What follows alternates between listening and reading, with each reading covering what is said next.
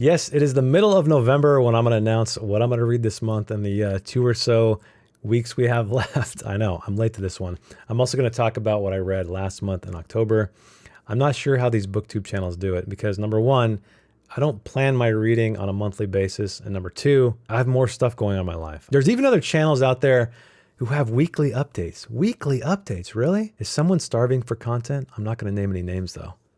Anyway, let's talk about what I read last month. I only finished 2 books, unfortunately, because I had 2 other longer books going on. And unfortunately, I didn't finish this one.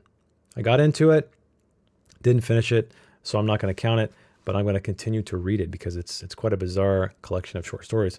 But the first book, it was a recommendation. It is The Ballad of Black Tom by Victor Laval. Can't say I enjoyed it, but I'll talk more about it in my review. It's kind of a retelling from a different perspective of H.P. Lovecraft's The Horror at Red Hook, because I'm always looking for authors who understand Lovecraft. And well, I won't spoil it for you, but he does not understand Lovecraft.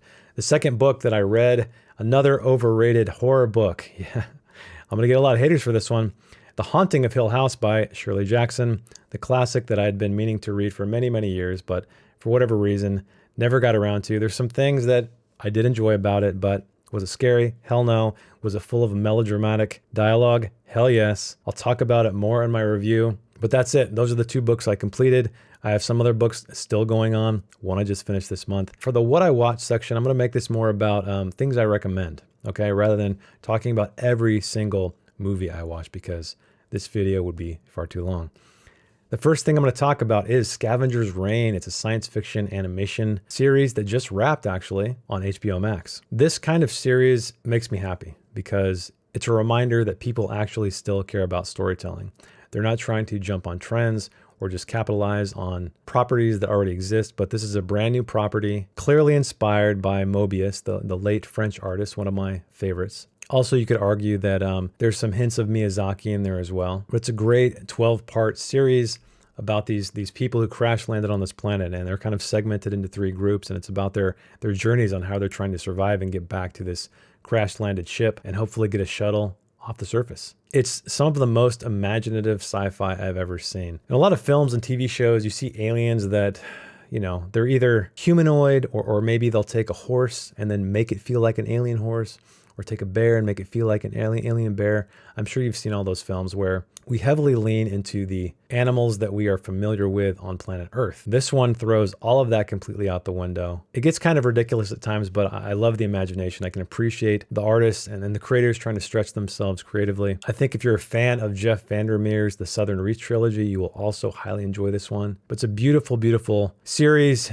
illustrated amazingly well, and it's told in a very deliberate fashion. So those of you out there who have a short attention span, you might get bored, but I was completely swept away by this world and just immersed. And this is what I talk about a lot when I read or watch things that aren't written by the book, right? They don't have the familiar structures of stories or the familiar beat sheets. They're trying something different. And even though they might feel slower, it's the immersion that gets me. The next thing I recommend you go watch is the film Foe. It is the adaptation of Ian Reid's novel of the same name. I love the book. You can check out my review up here in the corner. But I was concerned about the film because it had a very short theater run.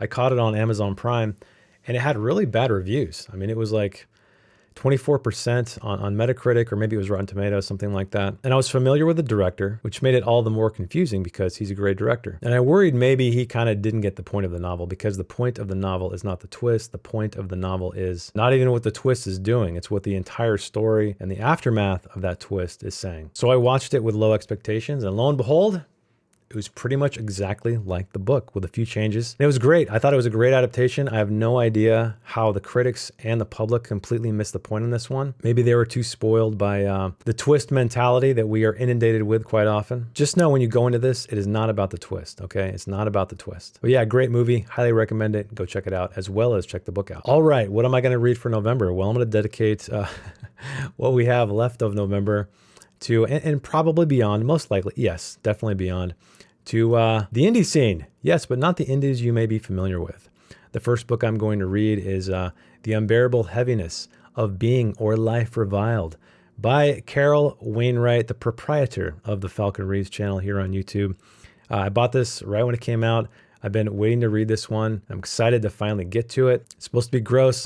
It's supposed to be gritty. Hopefully I'll have him back on the channel to talk about it because I'm sure I'll have a lot of questions. The second book is going to be Fumes. It's a very short book, a novella by William Dozier. He's also a booktuber who got famous with his book reviews where he does stuff like this.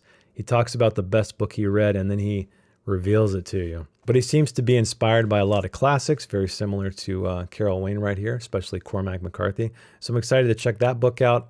Hopefully have him on the channel as well to talk about it. And he's doing something really interesting where it's almost like a Patreon for writers where you can pay them a monthly fee and get access to all of their stuff as well as the audiobook. But it's not Patreon, it's specifically for authors, so I'd love to talk to him about that. You may be sensing a pattern that I want these two guys to come back and I can chat with them on the channel. And yes, it is a pattern because the last book I'm gonna start actually just was released. I think it was November 11th, but it is by L.R. Hunter, also known as Lee Hunts here on YouTube. He's been working on this book or the two books that are part of this duology for a very long time, so I'm excited to read it.